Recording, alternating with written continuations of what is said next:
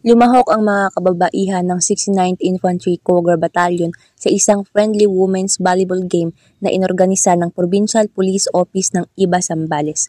Kaugnay pa rin ito ng pagdiriwang ng National Women's Month sa nasabing lalawigan.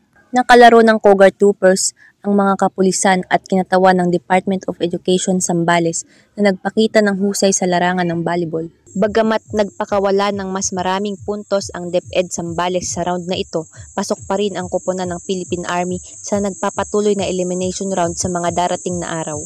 Aasahan na makakasama ng mga kababaihan ng Cougar Troopers sa susunod na friendly game ang iba pang mga kinatawan mula sa iba't ibang ahensya ng pamahalaang panlalawigan. Pinatunayan umano ng mga kasundaluhan na may ibubuga sila sa volleyball. Isang larong ginagamitan ng sapat na lakas, talas ng isip, diskarte, disiplina at higit sa lahat, teamwork. Mula dito sa lalawigan ng Zambales, ako si Justin Ann Audencial, ang inyong kaugnay.